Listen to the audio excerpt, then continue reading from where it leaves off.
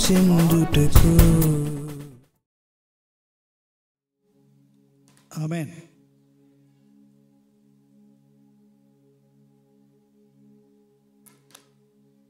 యేసుక్రీస్తు రక్షకుడు.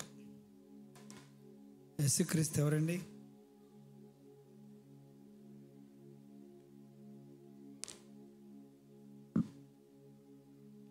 నోటితో చెప్పండి.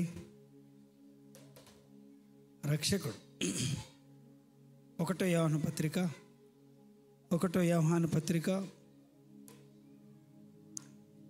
యోహాను పత్రిక దేవుని వాక్యం నుంచి 1 యోహాను పత్రిక 4వ అధ్యాయం.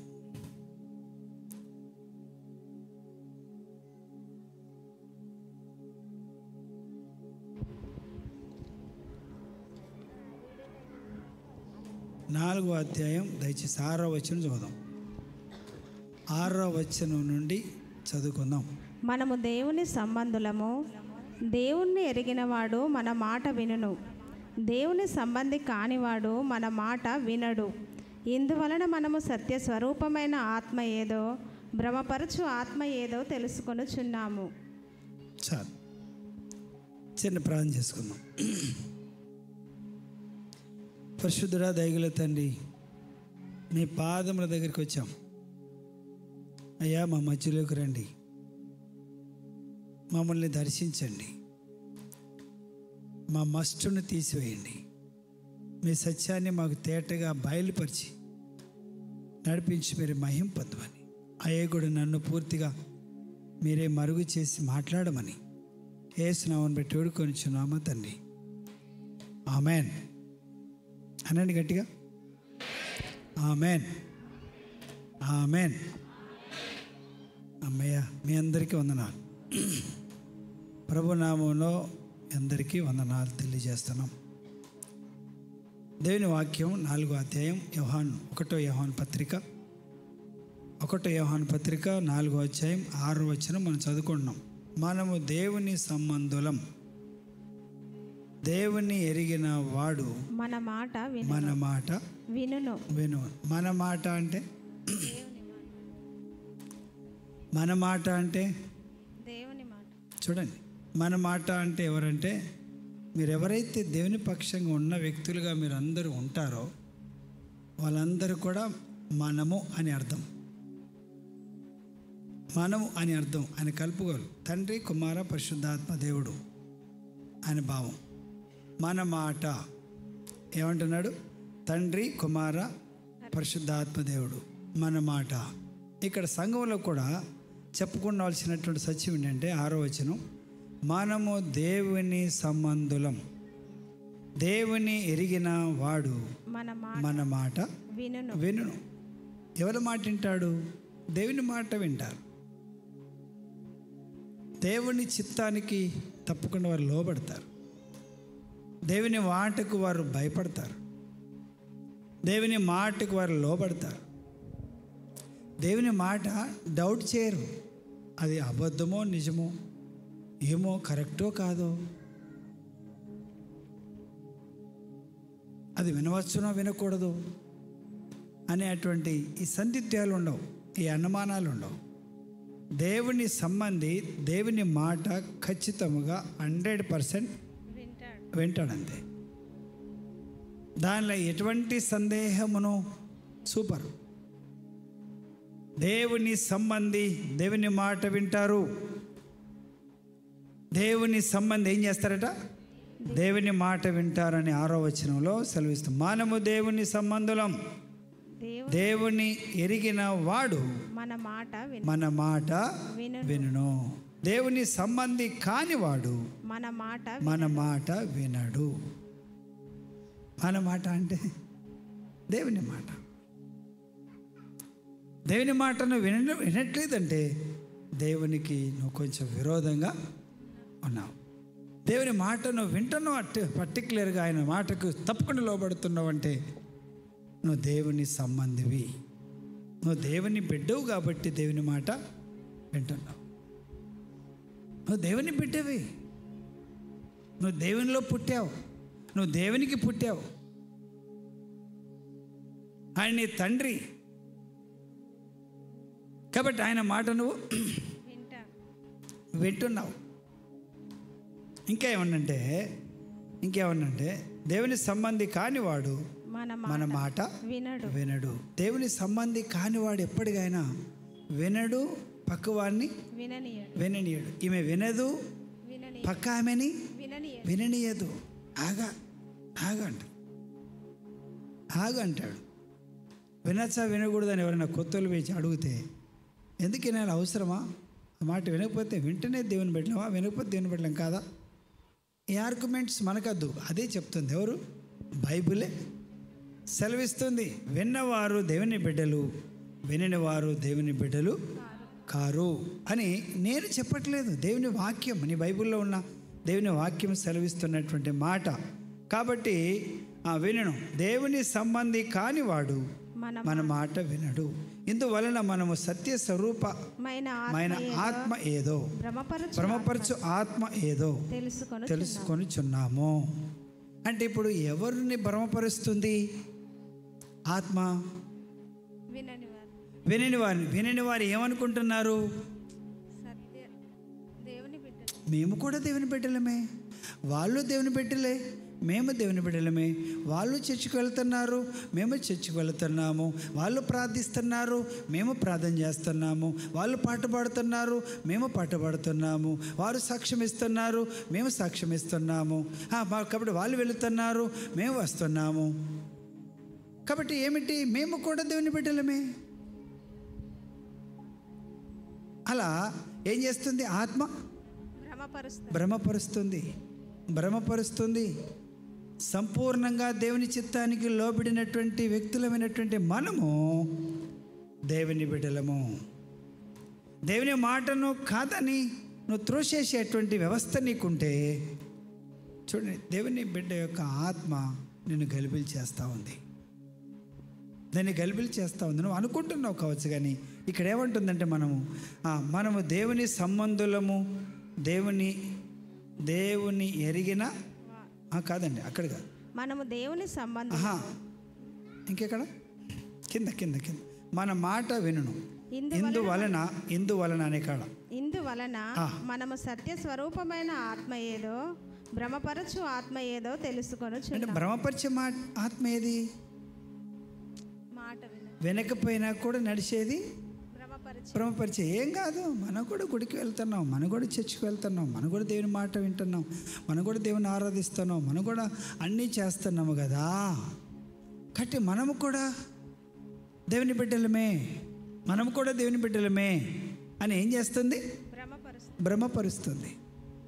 కాబట్టి ఏమంటుందంటే ఇందువలన మనము సత్యస్వరూపి అయిన ఆత్మ ఏదో, ఇందువలన మనము సత్య స్వరూపైన ఆత్మ ఏదో, భ్రమపరచు ఆత్మ ఏదో తెలుసుకొనుచున్నాం.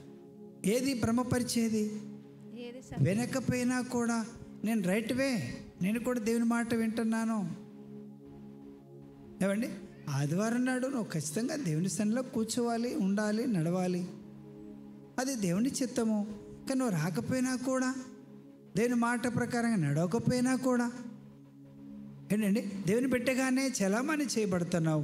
అయితే నేనేం చేస్తుంది ఆత్మ? వేరొక ఆత్మ ఏం చేస్తుంది? నిన్ను భ్రమపరుస్తూ. ఏమీ కాదు, మళ్ళీ ఆదివారం రాదా ఏంది? మళ్ళీ శనివారం రాదా? మళ్ళీ బుధవారం రాదా? ఇప్పుడే ఉన్నదా ఏంటి? మన పనులు ఉన్నాయి కదా, కాబట్టి మనకు పర్వాలేదులే. ఏం చేస్తుంది? మనం చేయకపోయినా పర్వాలేదు, మనం పట్టించుకోకపోయినా పర్వాలేదు, మనం వెళ్ళకపోయినా పర్వాలేదు. ఎందుకంటే నీ అవసరత ఎట్లా ఉండింది, నీకున్న సమస్య ఇలా ఉన్నది కదా, నీకు ఇలా సమస్య ఇట్లా ఉందనే సంగతి నీ దేవుడికి తెలుసు కదా. ఆయన చూస్తున్నాడు కదా. పాపం నువ్వు ఇంత తనలాడేది, బాధపడేది, తొక్కులాడేది, అబ్బాయి ఎంత టెన్షన్ అయ్యేటువంటి సంగతి అంతా ఆయనకి తెలుసు కదా. కాబట్టి అడ్జస్ట్మెంట్, పర్వాలేదు అనిపించేది ఎవరు? భ్రమపరిచే ఆత్మ. ఖచ్చితంగా నడవాలనేది ఎవరు? దేవుని ఆత్మ, సత్యస్వరూపైన ఆత్మ. 1,00,000 రూపాయలు నష్టం వస్తుందన్నా కూడా ఆ నష్టాన్ని పోవాలే, కానీ దేవుని సత్యాన్ని పోగొట్టద్దు అనేది దేవుని ఆత్మ. 1,00,000 ఎక్కువ, దేవుని సన్నిధి ఎక్కువనా అనేది అది నిన్ను భ్రమపరిచే ఆత్మ. చుట్టాలనే సంబరపెట్టాలి కానీ ఏంటండి దేవుని సంతోషపెట్టు. ఎప్పటికి పెడితే 2 సంవత్సరాల కొలది దేవుని సన్నిధికి వెళుతూ ఉంటుంది. ఈ ఒక్కరోజు పెట్టకపోతే ఏమవుతుంది అనేది భ్రమపరిచే ఆత్మ. చాలా మంది ఉదాహరణ చెప్తాను నేను. మీరు హాస్టల్కి వెళ్తున్నారు పిల్లల కొరకు, ఏమి విడిచిపెట్టి? ఆదివారం విడిచిపెట్టి. ఓకే ఓకే, మీ పిల్లల్ని మీరు సంతోషపెడతారా? మీ పిల్లల్ని మీరు సంతోషపరచగలరా? మీరు వెళ్ళిపోయి మీ చికెన్ ముక్కలు, మీ ఫ్రై ముక్కలు, మీ చేప ముక్కలు వాళ్ళని బాగా ఎడ్యుకేటెడ్ చేస్తే, వాళ్ళు బాగా చదివిస్తాయా, బాగా తెలివిస్తాయా, బాగా బలం ఇస్తాయా, బాగా ఆరోగ్యం ఇస్తాయా? మీ పర్సనల్ ప్రేమ ఎవరిని ప్రక్కన పెట్టి వెళ్తున్నావు నువ్వు? కట్టి నువ్వు భ్రమపడుతున్నావా రైటా? నీ పక్కోళ్ళు కూడా ఏం చెప్తారంటే అయితే రాదు, ఇవాళ ఒక్కరోజు రాకపోతే ఏమైతే ఆదివారం పిల్లల కంటే ఎక్కువనా? పిల్లలకేనా నువ్వు పోయేది? పిల్లలే, నీ పిల్లలేనా? ఆయన ఇచ్చిన పిల్లలేనా? ఆయన ఇచ్చిన పిల్లలు కాబట్టి ఆయన దగ్గరికి, ఆయన పిల్లల దగ్గరికి వెళ్తున్నా కాబట్టి అడ్జస్ట్ అవుతాడు. ఆయన సర్దుకుంటాడు. ఏమవుతుంది? సర్దుకుంటాడు. ఇది దేవుని ఇచ్చిన ఉద్యోగమేనా? ఇలా ఆదివారం పనికి పోతే ఏమవుతుంది? ఏం కాదు. అలా నిన్ను భ్రమపరుస్తుంది. నీ కష్టాలు, అప్పులు, సమస్యలు ఉన్నాయని ఆయనకు తెలుసు కదా. కాబట్టి ఈ 4 ఆదివారాలు చేస్తే పాపం అప్పు తీరుతుందని నువ్వు అనుకుంటున్నావు. అంటే అప్పు తీరుతుందని భ్రమ ఎవరిది? భ్రమపరిచే ఆత్మది. అది దేవుని ఆత్మ కాదు. దేవుని ఆత్మ అట్లా అస్సలు ఒప్పుకోదు. దేవుని ఆత్మ అస్సలు అంటే ఒప్పుకోదంటే శస్యమైతే ఒప్పుకోదు. అలాంటి ఎన్ని కష్టాలున్నా నేను తీరుస్తా బిడ్డ, నా మాట విను. మొదట నా నీతిని, రాజ్యాన్ని వెతుకు, నా దగ్గరికి రా, అప్పుడు నీ సమస్యలన్నీ నేను తీరుస్తా. ఇంకోటి, నీ పరలోకపు తండ్రికి నీకు అక్కరగా ఉన్నవేవో ఆయనకు తెలుసు. ఆయనకు తెలుసు కాబట్టి నువ్వు ఫస్ట్ నడు. నువ్వు తెలియదన్నట్టుగా, ఆయన గుడ్డోడు అన్నట్లుగా, ఆయన చెవిటోడు అన్నట్లుగా, ఆయన నిన్ను కానడన్నట్లుగా నువ్వు ప్రవర్తిస్తున్నావే, అది నిన్ను భ్రమపరిచే ఆత్మ. ఆయన నిన్ను టాప్ టు బాటను ఎరిగిన వాడై ఉన్నాడు. ఆయన సమస్తమును చూస్తున్న దేవుడై ఉన్నాడు. కాబట్టి నువ్వు దేవుణ్ణి ఎక్కువ ప్రేమించినావా, నీ పరిస్థితిని ఎక్కువ ప్రేమించినావా, నీ దేవుణ్ణి ఎక్కువ ప్రేమించినావా, నీ పిల్లల్ని ఎక్కువ ప్రేమించినావా అనే దానికి దేవుడు పూర్తిగా నీ ముందు పెడుతున్నాడు. దేన్ని ఎక్కువ ప్రేమిస్తున్నావు? నీ హృదయంలో దేనికి ఎక్కువ అవకాశం ఉండింది? ఇంకా చెప్పాలంటే నీ హృదయం అంతటిలో కూడా దేనికి ఎక్కువ స్థానం ఇస్తున్నావు? అదే ప్రథమ స్థానం ఎవరికి ఉన్నది నీ హృదయంలో అనేదాన్ని నువ్వు పరీక్షించుకోకపోతే నువ్వు భ్రమలో ఉన్నట్టే. దాన్ని ఆ ఈక్వెల్ చూసుకోకపోతే, అది హెచ్చుతద్దులు నువ్వు గమనించకపోతే నువ్వు భ్రమపరిచే ఆత్మతో నడిపించబడుతున్నట్లే అని కూడా మనం నమ్మవచ్చును. కాబట్టి మీరు దయచేసి గమనించండి. దేవుని వాక్యం ఇందువలన మనము సత్యస్వరూపి సత్యస్వరూపమైన ఆత్మ ఏదో, భ్రమపరచు ఆత్మ ఏదో తెలుసుకొంచున్నాము. అంటే విన్నవారు ఆత్మ ఏంటిది, వినకుండా మొండిగా ప్రవర్తిస్తున్న వారి ఆత్మ ఏంటిది? నువ్వు దేవుని మాట వింటలేవంటే ఏంటిది? అది ఏ ఆత్మది? నువ్వు లోపడుతున్నావంటే ఏ ఆత్మ ఏది? ఈ రెండింటి యొక్క వ్యత్యాసాన్ని మనం గమనించుకుంటేనే ఈ సత్యం మనకి తెలుస్తుంది. రోమపత్రిక 5వ అధ్యాయం 8వ వచనం చూద్దాం ఒక మాట.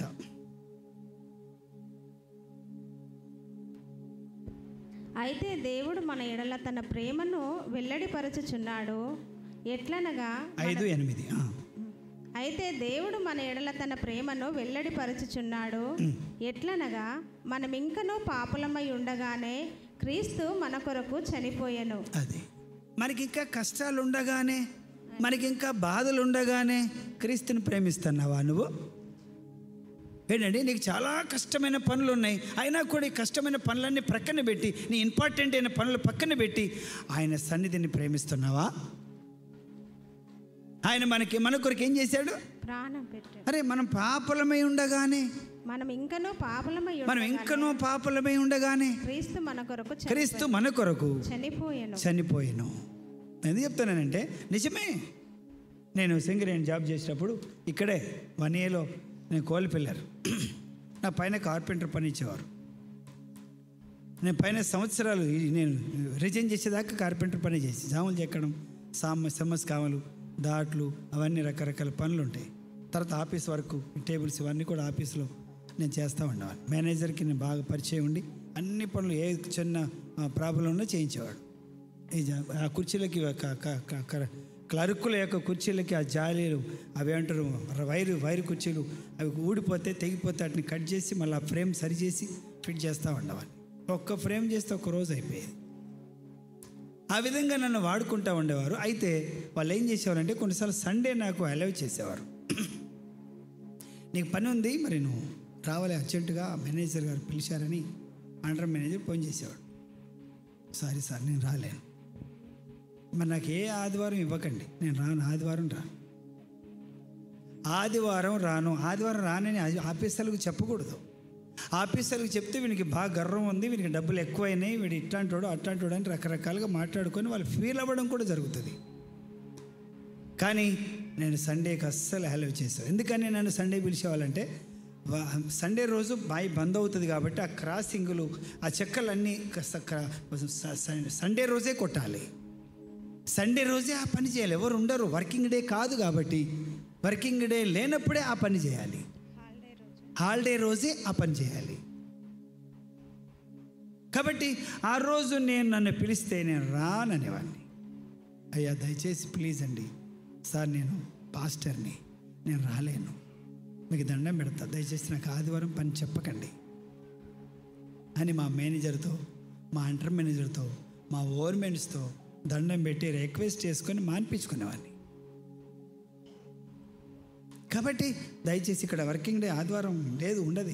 ఇక్కడ బంద్ గోదరికన్లు కూడా వర్కింగ్ డే ఆదివారం. అక్కడ కూడా ఒక్క వారం కూడా నేను ఆదివారం పని చేసేవాడిని కాదు.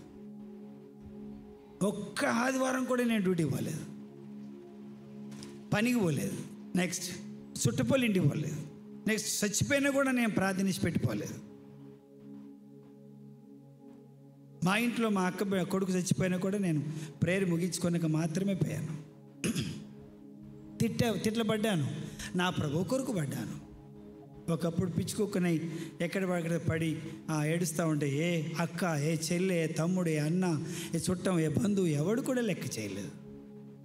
ఈరోజు నేను వాళ్ళను బాగా ప్రీతిగా నా ప్రభు కంటే ఎక్కువ ఎంచుకున్నానంటే నేను యూజ్లెస్ ఫెలో, నేను సరైన వ్యక్తిని కాను. నా ప్రభు తర్వాతే అన్నీ, నా ప్రభువే ఫస్ట్, తర్వాతే అందరూ చుట్టాలు, బంధువులు, మిత్రులు, రక్తం, భార్య, భర్త, పిల్లల కుటుంబం అంతా తర్వాతే. ఫస్ట్ దేవుడు, తర్వాతే అందరూ అనేటువంటి దాన్ని నేర్చుకొని ఆ విధంగా కొనసాగించబడుతున్నా, ఇంకా నేర్చుకుంటున్నాం. కాబట్టి ఏది దేవుని ఆత్మ, ఏది బ్రహ్మపరిచే ఆత్మ, దీన్ని బట్టి ఈ నడకని బట్టి కూడా మనం ఉట్టిగానే గమనిక చేసుకోవచ్చును. దేనికి ఎక్కువ ప్రయారిటీ ఇస్తున్నామో, హృదయంలో దేనికి ఎక్కువ ప్రయారిటీ ఉన్నదో కూడా మనం ఆటోమేటిక్గా ఎవరు చెప్పనవసరం లేదు, వాక్యాన్ని వింటూ ఉండగా నిన్ను పరీక్షించుకుంటే కూడా నీకు తెలిసిపోతూ ఉంటుంది. దేవుని ఆత్మచేత నడిపించబడుతున్నావా, బ్రహ్మపరిచే ఆత్మని నడిపిస్తుందా, దాన్ని బట్టి నువ్వు ఆటోమేటిక్గా తెలుసుకోవచ్చు. అందుకని దేవుడు 2 మాటలు మన ముందు పెట్టాడు. బ్రహ్మపరిచే ఆత్మ ఉన్నది, సత్యస్వరూపం. మా సార్ అండి, అబ్బో పోతే మా సార్ నా ఉద్యోగం బీకెత్తాడండి. నీ సారీలే ఉద్యోగం, నా సారీలే నా ఉద్యోగం. నేను కష్టపడి పరిగెత్తే సత్తా నా దేవుడు ఇచ్చాడు నాకు. ఆ రన్నింగ్లో గెలిచే సత్తా నా నాయన ఇచ్చాడు. ఎంతోమంది, కొన్ని వేల మంది ఉరకలేక ఉద్యోగాన్ని పోగొట్టుకున్న వాళ్ళు చాలామంది ఉన్నారు. కానీ ఈ దుర్మార్గుడికి, దౌర్భాగ్యుడికి, ఈ అనామకుడికి దేవుడు ఆ ఉద్యోగం ఇచ్చాడు. కాబట్టి నేను అంత పిచ్చివాడిగా నేను ప్రవర్తించకూడదు. ఈరోజు డబ్బులు ఉన్నాయని, ఈరోజు మంచి వసతి ఉన్నదని, ఈరోజు మంచి స్థానంలో ఉన్నానని నా నాయనని నేను పక్కన పెడితే నేను బ్రహ్మపరిచే ఆత్మను వెంబడిస్తున్న వాడిని అవుతాను తప్ప క్రీస్తు ఆత్మను వెంబడించిన వాడిని కాను. చాలామంది నేను ఇప్పుడు బయటికి ప్రార్థనకి వెళ్ళి వస్తూ ఉంటే కొంతమంది బస్ స్టాండ్కి పరిగెత్తుకుని పోతూ ఉంటారు, బస్ కాడికి నడుచుకుంటూ వెళ్ళిపోతూ ఉంటారు. చూస్తా లోపల బాధపడతా సపరేట్గా వచ్చేస్తూ ఉంటా. లోపల బాధపడతా, నా నాయనకి వీళ్ళు స్థానం ఇస్తలేరే, చుట్టాలకే ఇస్తున్నారే, బంధువులకే ఇస్తున్నారే, పనికే ఎక్కువ ప్రాముఖ్యత ఇస్తున్నారే, నా యేసయ్యకి ఇస్తలేరే. కాబట్టి వాళ్ళ జీవితములు అలా ఉండిపోయినవే. కానీ లేకపోతే తప్పకుండా వాళ్ళ జీవితాన్ని దేవుడు ఒక అద్భుతమైన స్థానంలో పెట్టేవాడే. అంటే శాంతి సమాధానములతో కుటుంబాన్ని నింపేవాడే, ఆరోగ్యము బలములు శక్తులు ఆయన అనుగ్రహించేవాడే. ఆయన ఆత్మ ఏం చేస్తుందంటే ఆయన మాట వినేటట్లు చేస్తుంది, ఆయన ఆజ్ఞనికి లోబడేటట్లు చేస్తుంది, ఆయన ఆజ్ఞను దాటిపోనివ్వదు. ఆయన ఆత్మ ఏమంటుందంటే వద్దు, మనకద్దు, ఆ లాభం మనకద్దు, ఆ గొప్పతనం మనకద్దు. వాళ్ళు తిడతారేమో, వాళ్ళు తిట్టినా పర్వాలేదు, చుట్టాలు ఏమనుకుంటారు, వాళ్ళు ఏమనుకున్నా పర్వాలేదు. ఆత్మ చెప్తుంది లోపల, ఎవరికైనా చెప్తుందండి, అందరికీ చెప్తుంది. ఏమనుకుంటారు మనం అట్లా అంటే, ఏమన్నా అనుకొని ఇది నిజం, నా దేవుని వెంబడించడమే ఇది రైట్, నా ప్రభు స్థానం నా ప్రభుకి ఇవ్వడమే ఇది రైట్ అని నువ్వు గమనిస్తున్నావా? అలా గమనిస్తున్నావంటే నిన్ను ఆత్మ నిన్ను గమనింప చేస్తుంది. దేవుని ఆత్మ నీ దగ్గర ఉండి నీలో పనిచేస్తుంది. దేవుని ఆత్మ పనిచేస్తే ఇవన్నీ కూడా అర్థమవుతూ ఉంటాయి. అంటే అన్నీ కూడా కెలుకుతూ ఉంటుంది దేవుని ఆత్మ. దేవుని ఆత్మ కెలుకుతుంది, గత స్థితి అంతా తీసుకొచ్చి ముంగడ పెడుతుంది ఆత్మ. గిదేనా నీ పరిస్థితి? గిదేనా? అలా కాకపోతే ఆయన లేకపోతే మనం ఎక్కడ ఉందమో? ఇప్పుడేదో అందరినీ సంబర పెడతానని చూస్తానంటున్నావు, నేను ఎవడన్నా లెక్క చేశాడు, నీ బంధువులు ఎవడన్నా నన్ను అంటదండి. నా బంధువులందరూ చూస్తే నాకు అర్థమైపోతాను ఎక్కడ కనిష్ఠులం, ఎందుకు అక్కర్రా అన్నటువంటి వాళ్ళు మా కుటుంబంలో మేము. కాబట్టి నా దేవుడు నన్ను ఇప్పుడు ఈరోజు ఏదో మంచి స్థానంలో పెడితే, నేను హెచ్చలతనానికి వాళ్ళని సంబర పెట్టడానికి వెళితే, మనుషుల్ని సంతోషపెట్టువాడనైతే నేను క్రీస్తు దాసుడను కాను, దేవుని బిడ్డను కాను. ఈ భ్రమపరిచే వ్యవస్థ నాకు వద్దు. నా దేవుణ్ణి ఒక్కరిని సంతోషపెడితే చాలు, తర్వాతనే వాళ్ళు సంతోషపడకపోని. అది కాదు కదా నాకు ముఖ్యం. నా లైఫ్ని సెట్ చేసింది ఎవరు? ఈ మల్లిగాడు పుల్లిగాడు కాదు, నా దేవుడు నా లైఫ్ సెట్ చేశాడు, నా కుటుంబాన్ని బిడ్డల్ని సెట్ చేశాడు. కాబట్టి నేను ఎవరి మాట వినను, నా దేవుని మాట వింటాను అనే భావాలు నీలో నావిలోకి వెళ్ళొస్తాయి, నావిలో నుంచి వస్తాయి. నా ప్రభువును మాత్రమే నేను కనపరుస్తా. అయితమే ఆయన వల్ల నాకు అపకీర్తి కలిగినా పర్వాలేదు, ఆయన వల్ల నాకు నష్టము కలిగినా పర్వాలేదు, ఆయన వల్ల నేను లాస్ అయిపోయినా పర్వాలేదు, ఏమైపోయినా పర్వాలేదు, నేను లాస్ అయినా పర్వాలేదు, నాకు అంతకంటే ఎక్కువ లాభాన్ని కలిగించేవాడై ఉన్నాడు నా దేవుడు అనే కాన్ఫిడెన్స్ నీ ఆత్మ నీకు అలా ఇస్తుంది, నీకు అలా నమ్మకాన్ని కలిగిస్తుంది. నేను కృంగిపోనివ్వదు. అయ్యో ఏమవుతుందో, అమ్మ ఎట్లయితుందో, అమ్మ అట్లయితుందో అనేటువంటి ఆ అధైర్యపడే ఆత్మ కాదు, అధైర్యపరిచే ఆత్మ కాదు అది. దేవుని ఆత్మ పిరికితనము గల ఆత్మ కాదు. ఏ ఆత్మనిచ్చాడు మనకి? ఇంద్రియ నిగ్రహము కలిగిన శక్తి గల ఆత్మని మీకు ఇచ్చాను, కానీ పిరికితనము గల ఆత్మని నేను మీకు ఇవ్వలేదు. ఏ ఆత్మ అండి? ధైర్య సాహసాలతో నిలబడే ఆత్మ, దేవుని ఆత్మ. పర్వాలేదు, నువ్వు ఏమనుకున్నా పర్వాలేదు, నేను రాగలిగిన వచ్చిన, చచ్చిపోయిన ఇవాళ చచ్చిపోతే రేపు పోయి కనపడవచ్చిన, లేదా 3వ రోజు కనపడవచ్చిన, లేదా 11 రోజు పోయి కనపడవచ్చిన, సాటిస్ఫై. పర్వాలేదండి, ఇప్పటికైనా వచ్చింది మీరు సంతోషం. కాబట్టి నువ్వేమనుకుంటున్నావంటే, నువ్వు భ్రమపరిచే ఆత్మ ఏం చేస్తుందంటే, అమ్మో పోతే ఎట్లా, ఆదివారం చల్లకుండా, ఆదివారం ఏంది, పోవాలి, అందరితో ఉండాలి, నేను అక్కడ అందరిలో కనపడాలి. అందరిలో కనపడతావా? చర్చిలో కనపడతావా? నాకు తెలియదు. అందరికీ కనపడతావా? దేవునికి కనపడతావా?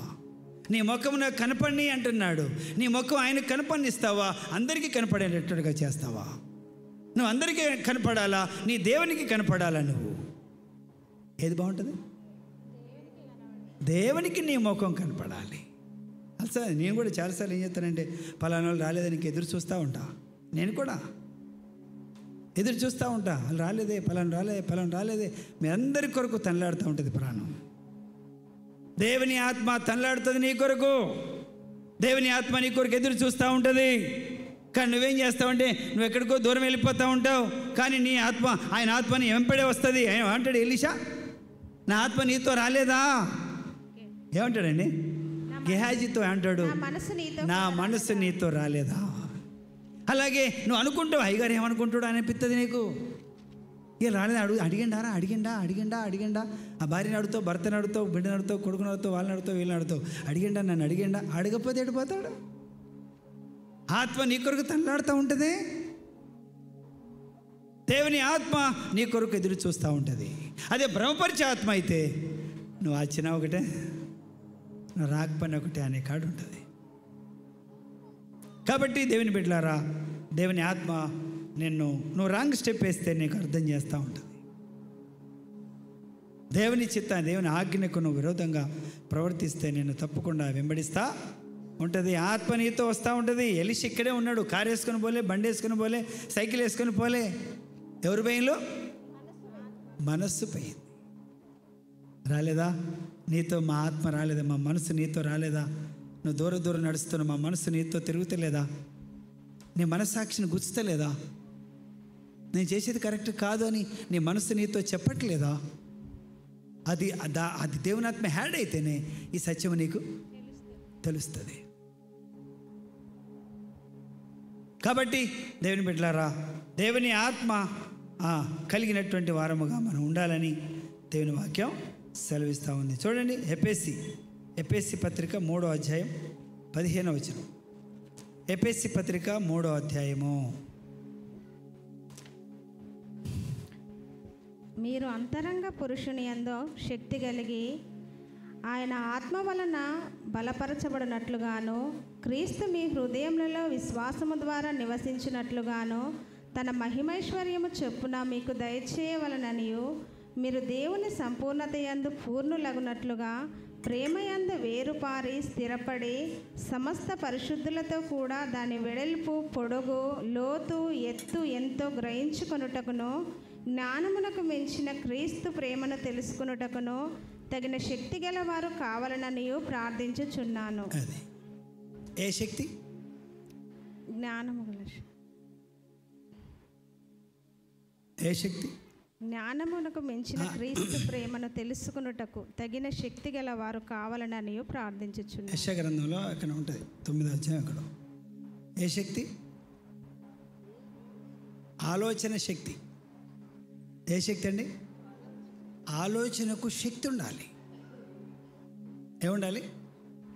ఆలోచనకి ఇప్పుడు ఏ పని చేయాలంటే మనకి ఏముండాలి? శక్తి ఉండాలి.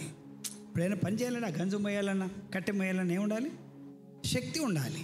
అలాగే దైవికమైన సత్యాన్ని ఆలోచించాలంటే శక్తి ఉండాలి. ఏ శక్తి? ఆత్మ శక్తి. ఇప్పుడు చెప్పానుగా, ఏ శక్తి? ఆలోచన శక్తి. అమ్మయ్య, ఈ ఆలోచన ఎంతో శక్తివంతంగా ఉంటేనే నువ్వు సరిగా ఆలోచిస్తావు, లేదా తుచ్చమని ఆలోచిస్తావు.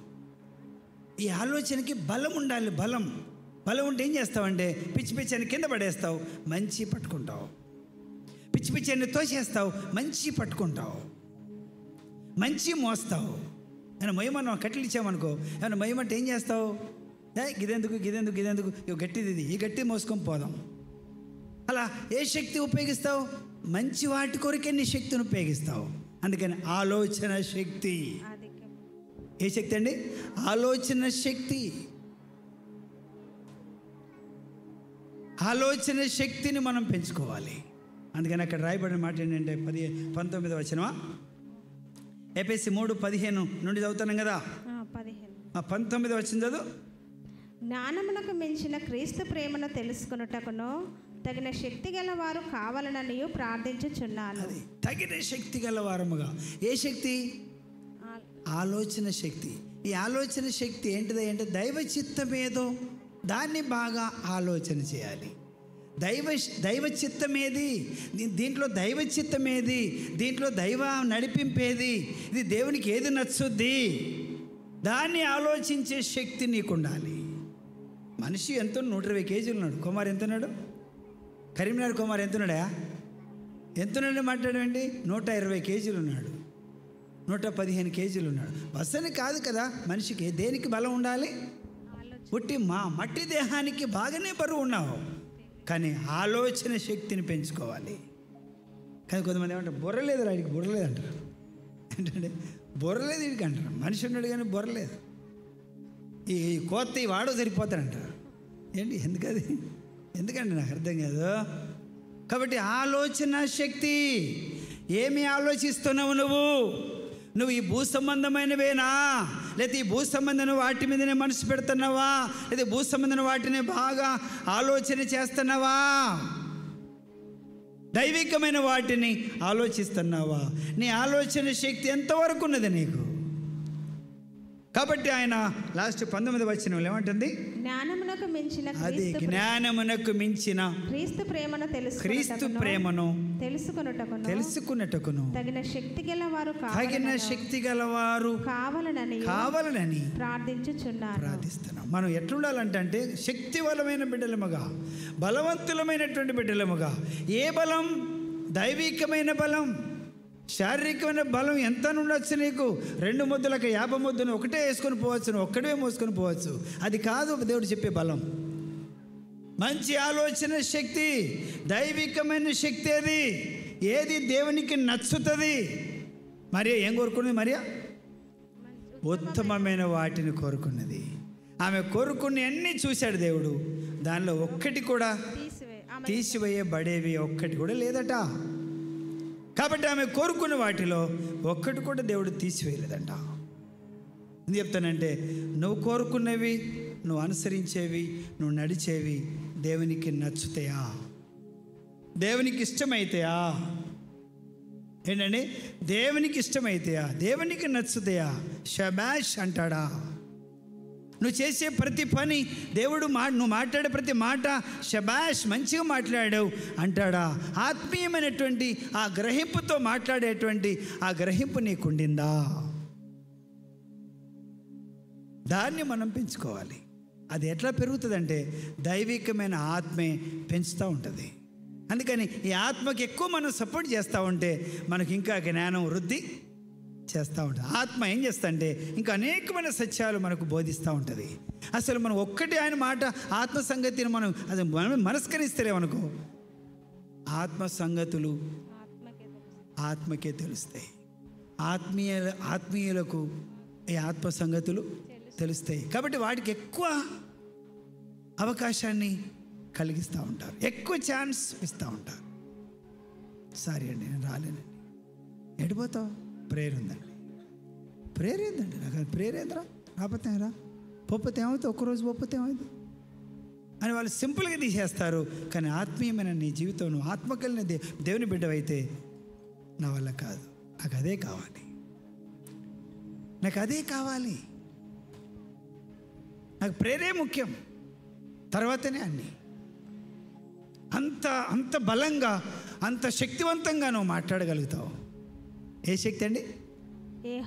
ఆలోచన శక్తి. యెహోవా ఆత్మ జ్ఞాన వివేకములకు ఆధారమగు ఆత్మ, ఆలోచన బలములకు ఆధారం. అది ఆలోచన బలములు. బలము ఏమిస్తుంది? ఆలోచనకు ఒక బలం ఇస్తుంది. బలమైన ఆలోచన, బలమైన నిర్ణయము. ఇదేనా నీ నిర్ణయం? ఇదేనా నీ నిర్ణయం? అదే నా నిర్ణయం. ఇదేనా నువ్వు చెప్పే లాస్ట్ మాట? ఇదేనా? అదే లాస్ట్ మాట. నీకు ఆయనే దేవుడే కావాలా? నాకు దేవుడే కావాలి. ఇదేనా నీ ఆలోచన? అదే నా ఆలోచన. అదే నా బలమైన ఆలోచన నీది. ఆ బలమైన ఆలోచన అదే. ఆలోచించుకొని మాట్లాడుతున్నావా? బాగా ఆలోచించే మాట్లాడుతున్నావా? అదే నా తుది నిర్ణయం నీది. ఇదేనా? అదే నా తుది నిర్ణయం. అదే ఫైనల్ నిర్ణయమా? అదే ఫైనల్ నిర్ణయం. అంత స్టాండర్డ్ అనమాట, అంత స్టాండర్డ్. రావా? రాను. రావా? రాను. చెప్పిన వినవా? వినను. అంతే. దేవునికే సమ్మతిస్తావు తప్ప ఎంత మాత్రం ఆచారాలకి నువ్వు సంపతించలేవు. నీ వల్ల కాదు. ఎవరివైతే నువ్వు దేవుని ఆత్మ సంబంధివైతే నువ్వు ఎక్కడ కూడా కాంప్రమైజ్ అవ్వవు, రాజీ పడవు, సమ్మతించవు. ఎంత మాత్రం కూడా అవసరమైతే ఈ సోపతి కట్ చేసుకోవడానికి ఇష్టపడతావు, కానీ వాళ్ళతో సమ్మతించడానికి నువ్వు ఇష్టపడవు. అందుకనే వాక్యం ఏముంటుందంటే, వారు మన మాట వింటారు. ఎవరు? దేవుని సంబంధులైతే వారు మన మాట వింటారు, వినును. మరి దేవుని సంబంధులు కాకపోతే మన మాట ఎంత మాత్రం సచ్చి మొండమైనా కూడా మన మాట వినరు. నువ్వు సచ్చి మొత్తుకో, 1కి 10 సార్లు చెప్పు, 1కి 100 సార్లు చెప్పు, వినరు. అదే, దానిలో సందేహమే లేదు. కాబట్టి దాన్ని బట్టి వద్దులేండి, ఎందుకు ఒత్తిడి చేయడం వద్దు, ఒత్తిడి చేయొద్దండి. దేవుని ఆత్మ ఉంటే వాళ్ళు వింటారు, కానీ దేవుని ఆత్మ లేకుండా వాళ్ళని వినిపించడం మన వల్ల కాదు. శక్తి చేత, బలము చేత కాదు. ఆయన ఆత్మ ఉంటే సింపుల్గా, ఈజీగా పరిగెత్తుకొని వస్తావు అంతే. సింపుల్గా ఒక మాటతోనే పరిగెత్తుకొని వచ్చేస్తావు, వెంటనే వింటావు, సరేనయ్యా అంటావు, సరే అమ్మయ్యా అంటావు, వెంటనే లోబడతావు. ఇటు సంగతి అంటే సరేనండి, అయితే నేను అడ్జస్ట్ అవుతాలేండి, నేను అడ్జస్ట్ అవుతాలేనండి అని నువ్వు అంటావు. కానీ కత్తి నూరుతావా? కత్తి ఇస్తావా సస్తావా నాకు అనవసరం, నువ్వేమనగా నాకు తెలియదు, నేనా నువ్వా అనే మాటలు ఆత్మలో ఉంటాయా? అబ్బే, అది అంత ఒత్తిడి చేసేటువంటి వ్యవస్థ ఆ దేవుని ఆత్మకు ఉండదు. కాబట్టి దేవుని బిడ్డలారా, ఇంకొక మాట మీకు చూపిస్తాను నేను. దేవుని ఆత్మగల లక్షణాలు మనం దయచేసి కొరింథీ గ్రంథం ఏంటంటే, కొరింథీ గ్రంథం 13వ అధ్యాయం తెలుసు కదా మీకు? మొదటి కొరింథీ 13వ అధ్యాయం. అదే చదువు. మనుషుల భాషలతోనూ దేవదూతల భాషలతోనూ నేను మాట్లాడినను, ప్రేమ లేని వాడనైతే మ్రోగడి కంచును. అంతే. అంటే దేవుని ఆత్మ కలిగిన ప్రేమ లేకపోతే, దేవుని ఆత్మ కలిగిన ప్రేమ లేకపోతే నువ్వు సహించుకోలేవు, నువ్వు భరించుకోలేవు, నువ్వు ఓర్చుకోలేవు, నువ్వు తట్టుకోలేవు, నువ్వు తాలుకోలేవు, నువ్వు అస్సలు చెప్పినట్టు వినవు, ఎంత మాత్రం కూడా నువ్వు కాంప్రమైజ్ అవ్వలేవు. చిన్నపిల్లవాని వలె నేను మాట్లాడి తిని చిన్నపిల్ల వాళ్ళ వలె, తలంచి తిని చిన్నపిల్లవాని వలె యోచించింది. ఇప్పుడు పెద్దవాడని అయినాను, అంటే దేవుని ఆత్మ కలిగిన వాడిని అయ్యాను. ఇప్పుడు పెద్ద ఆత్మను, నమ్మకమైన దేవుని ఆత్మను కలిగి ఉన్నాను. అప్పుడు పిల్లవాని శాస్త్రాలు, అప్పుడు కొట్టడం, తిట్టడం, నరకడం, పడవడం, తిట్టడం, చంపడం, డామ్ డిమ్మో డిమ్మో డామ్. ఇప్పుడు అవన్నీ కూడా పెద్దవాడనయ్యాను, అనగా దేవుని ఆత్మను కలిగిన వాడనయ్యాను. కాబట్టి మానివేసి తిని ప్రేమ లేని వాడనైతే మ్రోగేడి కంచును గనగనలాడు తాళమునై ఉన్నాను. ఒట్టిగా బల్లర అరుసుడే తప్ప, గలర అరుసుడే తప్ప ధోని సప్పుడే కానీ దొయ్యబారదంట. కుప్పలు కుర్పులు కేకలు బొబ్బలే కానీ కుప్పలు కూర్పులు లేవంట. ఏంటండి? కాబట్టి అలా కాదు, మాటలద్దు, సైలెంట్గా ఉంటావు, దేవుని చిత్తాన్ని చేస్తూ ఉంటావు. నీ గురించి అసలు కష్టమే ఉండదండి, నేను నడిపేయడానికి అంతలో ఎంత ఈజీగా ఉంటుంది.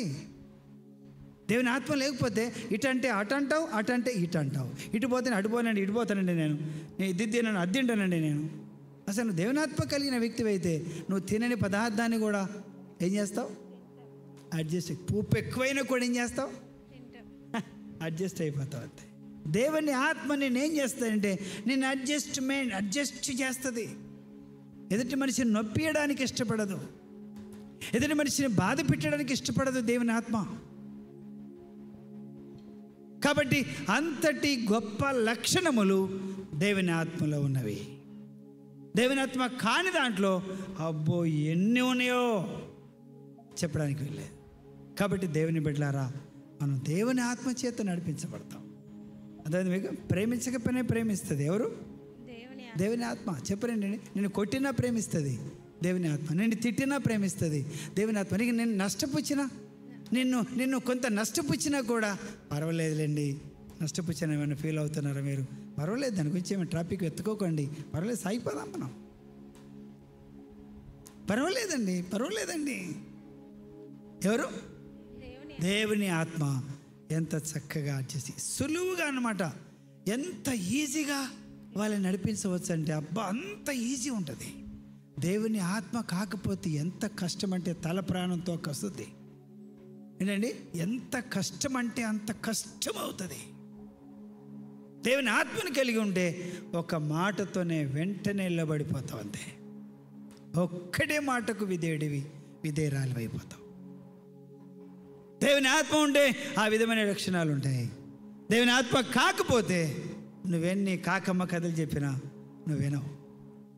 ఏంటంటే జిలేబీ తెచ్చి ఇచ్చినా వినవు, మైసూర్ పాకు తెచ్చి ఇచ్చినా వినవు, ఆనీకేకు ఇటు నోట్లో పెడితే కరిగితే చూసావా, ఆనీకేకు తినండి పర్వాలేదు, తిన్నాక తర్వాత మాట్లాడదాం అనుకో. ఇది తినబెట్టిన కోడి కూర పులుసు, కోడిగుడ్డ దాన్ని ఏముంటుందని కోడిని కోసి పులుసు పెట్టి దాంతో నీకు ఏదో చేసి పూరీలు చేసి ఇచ్చినా కూడా వినవు.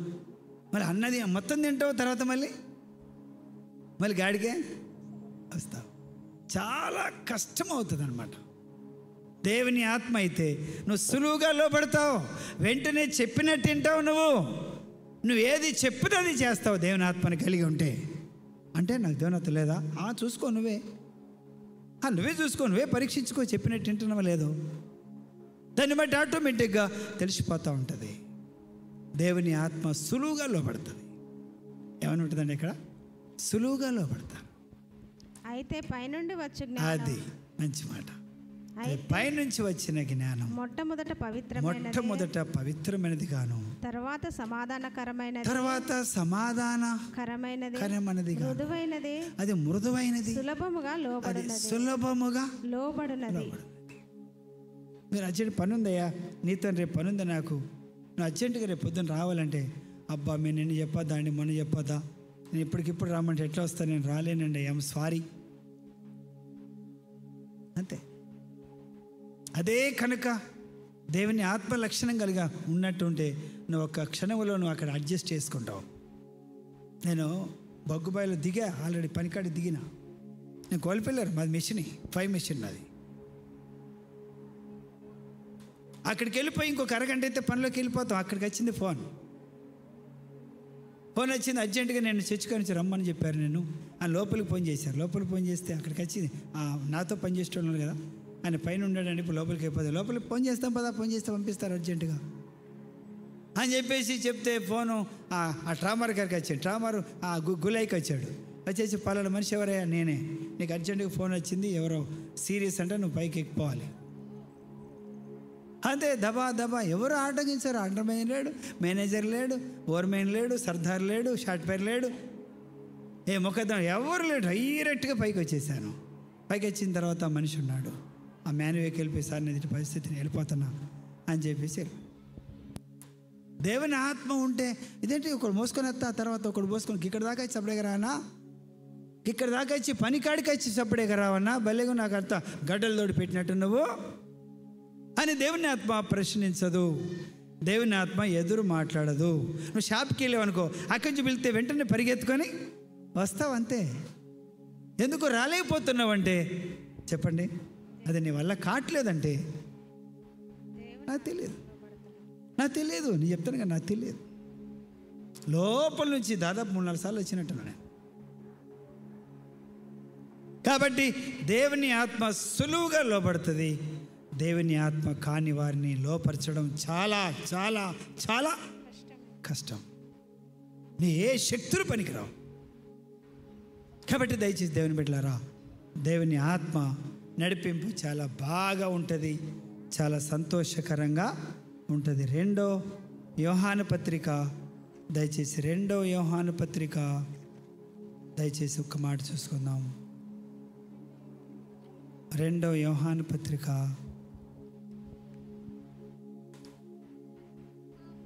అలా అధ్యాయం ఉందండి, 6వ వచనం. మనం ఆయన ఆజ్ఞల ప్రకారం నడుచుటయే ప్రేమ.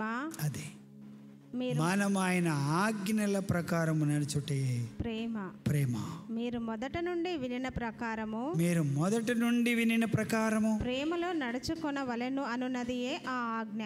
మొదటి నుండి వినిన ప్రకారము ప్రేమలో నడుచుకొనవలెను అనున్నదియే ఆ ఆజ్ఞ. వాళ్ళు ఎంత ద్వేషించినా కూడా ప్రేమలో నడుచుకొనుటయే ఆ ఆజ్ఞ లక్షణం, లేదా ఆ ప్రేమ లక్షణం, లేదా ఆ ఆత్మ లక్షణం.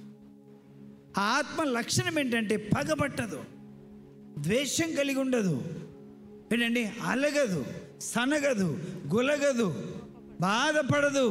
ఆత్మ ఎంత దాన్ని ఏమంటారంటే షార్ప్గా, అంటే ఎంత నున్నగా, ఎంత నునుపుగా, ఎంత స్మూత్గా, ఎంత హాయిగా, కష్టం లేకుండా లోబడిపోతారు. వాళ్ళ కొరకు మనం ఎంత కష్టాన్ని లేకపోతే శక్తిని ఉపయోగించాల్సిన అవసరం లేదు. సులువుగా లోబడిపోతారు. రమ్మంటారా? మరి ఇప్పుడు నన్ను అర్జెంట్గా రమ్మంటారా? వెంటనే రా అంతే. అక్కడ రిజిస్టర్ గారు పోయి సంతకం పెట్టి గుండం పెట్టించుకొని వచ్చేస్తాం అంతే. ఎందుకనంటే మళ్ళీ రమ్మన్నది. ఎందుకంటే ఆత్మ లక్షణం అది, ఆత్మ ఫలమేమనగా అది ప్రేమ, సంతోషము, సమాధానము, దీర్ఘశాంతము, దయాలత్వము, మంచితనము, ఆశానిగ్రహము, విశ్వాసము, సాత్వికము, ఆశానిగ్రహం. అన్నీ దేవుని చిత్తానికి లోబడేవే తప్ప ఏదో ఆశ కోరి నడుచుకునేటి కాదు. ఇవాళ డ్యూటీ పోతే ఎంత పోతే తెలుసా? ఇలా డ్యూటీ బంద్ చేస్తే ఎంత పోతే తెలుసా? ఇవాళ అక్కడికి పోతే ఎంత లాస్ అయిపోతే తెలుసా? నా బిజినెస్ దెబ్బతింటే ఎన్ని వేస్ట్ అయితే తెలుసా? అరే బాబా, నీ బిజినెస్ను హైలైట్ చేసేవాడు కూడా ఉన్నాడు, నీ స్థితిని మార్చేవాడు కూడా ఉన్నాడని నీ మనసే చెప్పుద్ది. అయ్యో పాపం మీరు అంత పనిష్మెంట్ వచ్చారా, అయ్యో ఎట్లా అంటే ఏమి కాదు సార్, అయ్యగారు మీరేం దిగులు పడకండి, నేను ఎవరి పనికి వచ్చాను? నా దేవుని పనికి వచ్చాను కాబట్టి నా దేవుడు నన్ను చేయడు, నా దేవుడు నన్ను కొంప ముంచడు. నేను దేవుని పనికి వచ్చాను, నేను దేవుని పని మీద వెళ్తున్నాను, నేను దేవుని చిత్తము కొరకు ఈ విధంగా లోబడ్డాను కాబట్టి నా ప్రభు నాకు ఎటువంటి నష్టాన్ని కలగనివ్వడు అని అడగకముందే నువ్వే చెప్పేస్తావు. ఎవరన్నా అడిగినా కూడా వాళ్ళకి సమాధానం నువ్వే చెప్పేస్తావు. అంటే ఆలోచనకర్త నీ లోపలికి వచ్చేసాలని మంచి ఆలోచనలు నీకు ఇస్తాడు. ఎవడు నోరు తెరవకుండా చేసేటట్లుగా మాట్లాడిస్తాడు నీతో. ఎవడు కూడా నేను కామెంట్ చేయనివ్వకుండా మాట్లాడేటట్టు చేస్తాడు దేవుని ఆత్మ. కాబట్టి ఎవడు బుడిబుడికల మాటలు మాట్లాడే వ్యక్తులకి అవకాశం ఇచ్చేటట్లుగా నువ్వు ఉండవు. దేవుని ఆత్మ అంత ధైర్యముగా అంత బలముగా ఉంటుంది. అలాగే నిన్ను జీవితాన్ని కూడా అలాగే చేస్తాడు తప్ప బిచ్చగానిగా నిన్ను చేయడు. నీతిమంతుడు బిచ్చం ఎత్తుడు కానీ అడుక తినుట కానీ నేను చూచి ఉండలేదు. దేవుని ఆత్మకు మనం చోటిస్తే ఎంత మాత్రం కూడా నిన్ను నష్టపుచ్చేవాడు కాడు. ఆయన కొరకు నువ్వెంత నష్టపోయినావో, ఆయన ఆత్మ నడిపింపులో నువ్వెన్ని లక్షలు కోల్పోయినావో డబల్ వేసుకో, లెక్క రాసుకో. ఈరోజు ఈ టైం దేవుని కొరకు నువ్వు కోల్పోయినది ఏమైనా ఉన్నదా? ఆయన చిత్తానికి వెంటనే లోబడి ఆయన మాట వినడానికి ఇష్టపడ్డావా?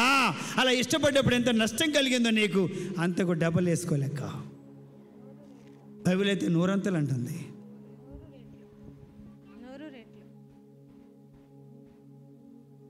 100 రెట్లు అంటుంది బైబిల్. కాబట్టి దయచేసి దేవుని బిడ్డలారా, అంత సులువుగా లోబడుతుంది, ఇలా మాట్లాడుతుంది. అదే దేవుని ఆత్మ కానీ భ్రమపరిచే ఆత్మ అయితే వాళ్ళకి ఏం తెలుస్తుంది? కుటుంబం ఎట్లా బతకాలనుకుంటున్నారు? రూపాయి ఇస్తారా, వాళ్ళు ఆటనిస్తారా, మధ్యాహ్నం పంతగా కష్టపడితే బోధినమంటారా, చాయ్ తాగమంటారా? వాళ్ళది ఏమైంది? ఏం మర్యాద తెలుసు వాళ్ళకి? ఏమిటిది? నీ జేబులకి వెళ్ళి పీకి పాలు ప్యాకెట్ తీసుకొస్తావు, నీ జేబులకి వెళ్ళి పీకి నీ తోటి 10 మందికి కూడా చాయ్ నువ్వే పోస్తావు. దేవుని ఆత్మ లక్షణాలు అవి.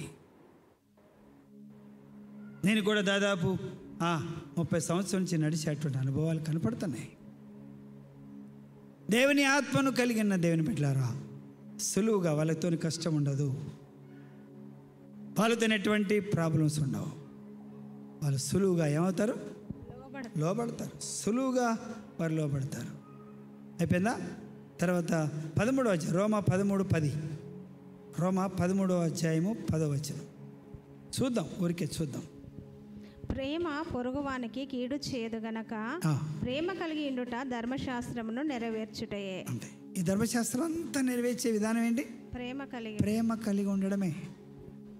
నీకు ఎన్ని జరిగించారనే సంగతి పక్కన పెట్టు. ప్రేమ ఏం చేస్తుందంటే అన్నిటినీ మర్చిపోతుంది, అన్నిటినీ ఓర్చుకుంటుంది. అది వేరే ఆత్మ అయితే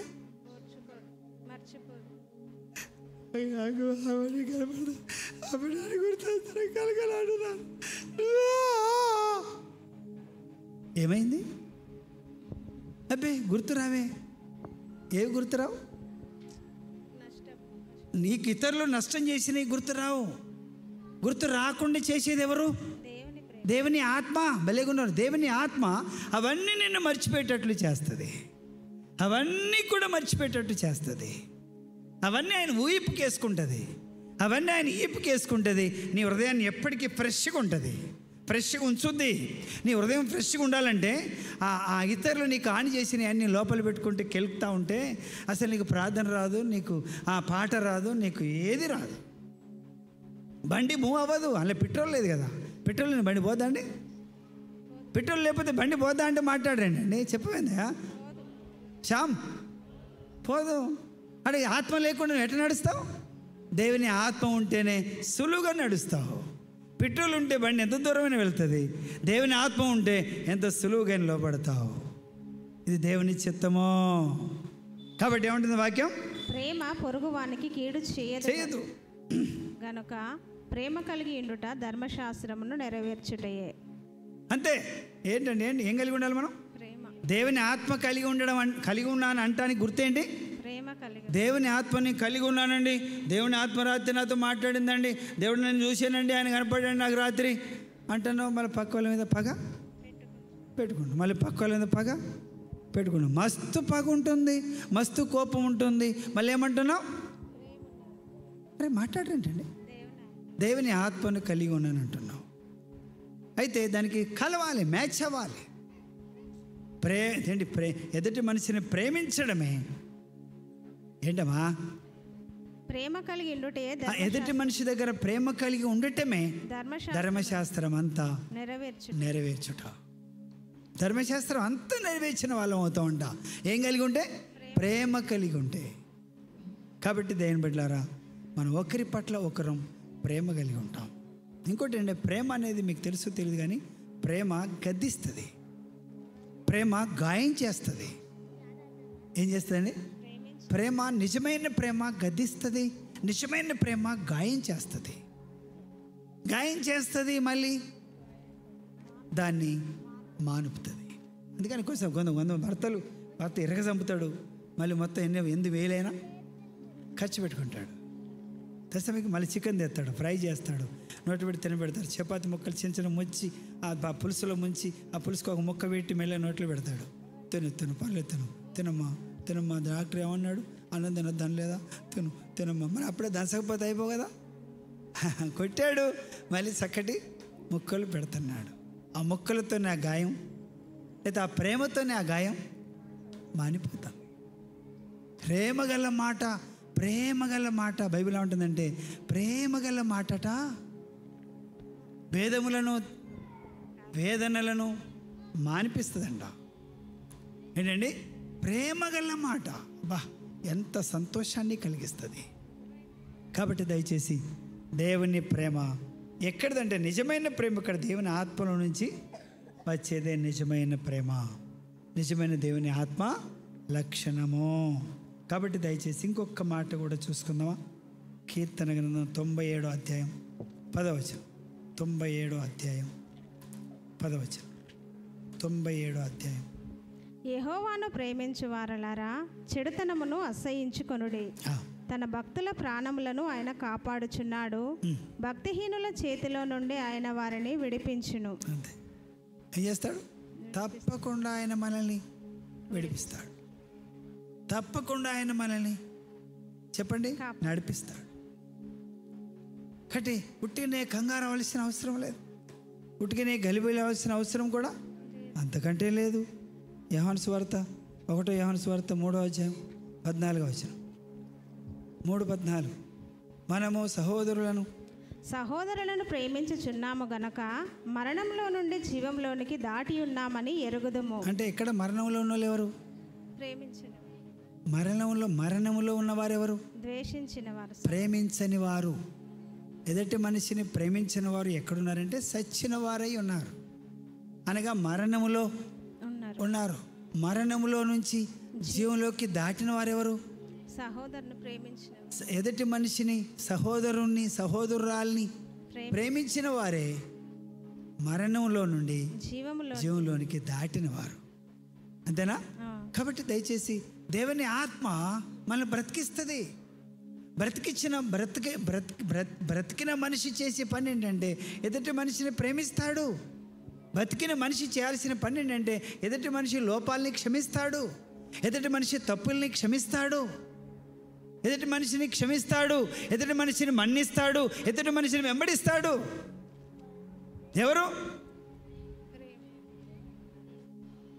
ఎవరంటే మాట్లాడరు మళ్ళీ. అరే దేవుని ఆత్మ కలిగిన వారు ప్రేమించుచున్నాము.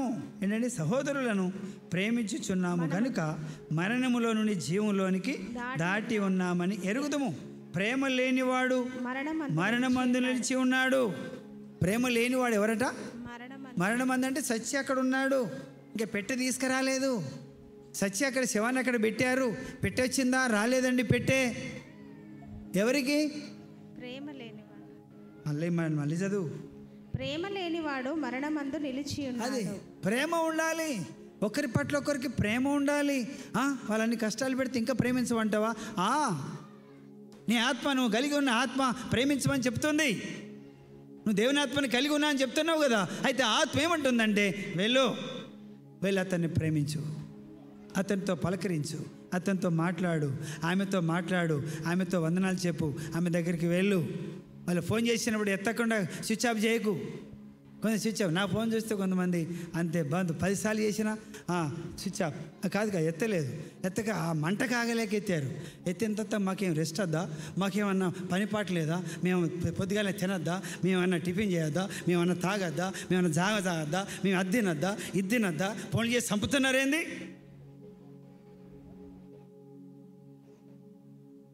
అరే మాట్లాడరేంటండి, అంత సీరియస్ అవుతున్నావేంటి? ఫస్ట్కే ఫోన్ చేసి కొద్దిసేపు ఆయనకు నేనే ఫోన్ చేస్తానని చెప్పచ్చు కదా. అయితే నువ్వు ఇట్లా చాలాసార్లు చేసావు కాబట్టి సరే నీ ఇసుకిపోయి లేపుతారు కావచ్చు అనుకొని నీ గురించి చాలాసార్లు ఎందుకు పని చేస్తాను తెలుసా నీకు? నువ్వు ఒక్క ఫోన్ రాగానే నీ దేవునాత్మ లక్షణం నీ దగ్గర ఉంటే ఒక్క ఫోన్ రిసీవ్ చేసుకొని వెంటనే ఆగండి నేను చేస్తానండి. ఇంకా చెప్పండి, నేను చేస్తే అసలు నిజంగా దేవుని ఆత్మ కలిగిన వారు ఏమంటారంటే మీరు చేయొద్దు, నేను చేస్తాను అని అది కట్ చేసి మళ్ళీ వాళ్ళ పైసలే ఖతం కావాలని, వాళ్ళ పైసలు అయిపోవాలని, నా పైసలు రూపాయి అయిపోకుండా ఉండాలని వాళ్ళు ఏం చేస్తున్నారంటే వాళ్ళే అయ్యా మీరు చేయకండి అయ్యా, మీరు ఫోన్ చేసి మాట్లాడేంత వాడిని నేను కానయ్యా, దయచేసి ప్లీజ్ నేను చేస్తానయ్యా, మీరు అట్లా రింగి షోలు పెట్టండి, నేను వెంటనే చేస్తానయ్యా అన్న వారిని కూడా నేను విన్నా. దేవుని ఆత్మ చాలా సులువుగా లోబడుతుంది. దేవుని ఆత్మ కాని వారు చాలా విసిగిచ్చేటువంటి వ్యవస్థ కలిగిన వారుగా ఉంటారు. నువ్వు అట్లా బాధ పెట్టినావు, నువ్వు ఎట్లా బాధ పెట్టినావు, నువ్వు అట్లా చేసినావు కాబట్టి నీ ప్రేమ నాకు హద్దు, ఇక నాకు సోపతి. చిన్నపిల్లల్ని చూసి ఎప్పుడైనా చిన్నపిల్లల్ని ఇటు పట్టుకొని వచ్చినాడు చిటికిన పట్టుకొని ఏంటంటే మా మనవరాలు తాతయ్య నీతో సోపతి కట్టు. చిన్నప్పుడు, ఇప్పుడు కాదు, ఇంత ఉన్నప్పుడు అదేం ప్రేమ నాకు అర్థం ఏందిరా అంటే నువ్వు నాకు ఆనికే గొనియలేదు కాబట్టి తాతయ్య అబ్బా నీకు వందనాలు, నీ సోదరి నాకు లేకపోతే నాకు చాలా లాభం, నేను నా సోదరి నీకు లేకపోతే నష్టమా, నీ సోదరి నాకు లేకపోతే నష్టమా, నీకే నష్టం నాకే నష్టం. మా మనవరాలు ఏమన్నదంటే తాతయ్య ఇక నీతో సోపతి కట్టు, నువ్వు ఆనికి కొనియలేదు కాబట్టి కట్టు అన్నది. ఒరే కట్ అయితే మంచిదే, నీ కొరకు నేను 24 గంటలు జ్ఞాపనం చేస్తా, నేను ప్రార్థన చేస్తా, నీ పైసలు లెక్క అది ప్రార్థన విలువ ఎక్కువ తెలుసా నీకు? కన్నీళ్ళు 2 బాటలుగా ఆరితే నీకెంత మేలు కలుగుతుందో. ఇంతవరకు నువ్వు క్షేమంగా ఉన్నావంటే దానికి కారణం ప్రార్థనే. నీకు అసంగతి, నీకు విలువ తెలియని వ్యక్తులకి ఎంత చెప్పినా అర్థం కాదు కదా. నీ సొపతి కట్టు, ఎంతకి మీకు మాకు సొపత లేదండి, ఇక మీరు మాకు వద్దండి, మేము మాకు వద్దండి, వద్దు మీరు మాతో ఫోన్ చేయొద్దు మాకు మీరు అంతే. అబ్బా అంత సులువుగా నువ్వు చెప్పగలుగుతున్నావే నా బాంఛను, అంత సులువుగా చెప్పగలుగుతున్నవే. ఎంత అద్భుతమైనటువంటి ఆత్మని కలిగిన దేవుని బిడ్డ, ఎంత అద్భుతమైనటువంటి భక్తిలో పెంచబడుతున్నటువంటి దేవుని బిడ్డ. ఏమి గ్రహింపు నీకుండింది? ఏందట ప్రేమ లేనివాడు మరణమందు నిలిచి. అదే ప్రేమ కలిగి ఉండాలి. హెచ్చు తజ్జులు జరగచ్చు, కొన్ని లోపాలు నా దగ్గర జరగచ్చు, కొన్ని లోపాలు నీ దగ్గర జరగచ్చు, కానీ మన ఇద్దరం కాంప్రమైజ్ అనేది గొప్ప. నువ్వు కాంప్రమైజ్కి వస్తే తీసిపడేస్తున్నావంటే అది దేవుని ఆత్మ లక్షణం కాదు అని ఆటోమేటిక్గా ఇక్కడ దేవుని వాక్యం సెలవిస్తూ ఉండింది. కానీ దేవుని నిజమైన ప్రేమ అయితే ఏం చేస్తుందంటే అన్నింటినీ తట్టుకుంటుంది, తాలుకుంటుంది, ఓర్చుకుంటుంది, భరిస్తుంది, మళ్ళీ ప్రేమిస్తుంది. అది దేవుని లక్షణం, అది దేవుని ఆత్మ యొక్క లక్షణం. అది వేరొక ఆత్మ అయితే వామ్మో దాంతో మనం ఎక్కడికి వెళ్తాం? మనం గెలవలేం. ఎవరము కూడా గెలవలేం. ఎన్ని ప్రశ్నల వర్షాలు కురిపిస్తారో, ఎన్ని ప్రశ్నల ఆ ప్రశ్నలకు జవాబులు ఉంటాయా? దేవుని దగ్గర ఒక్క జవాబు ఉండదు. తప్పేనండి,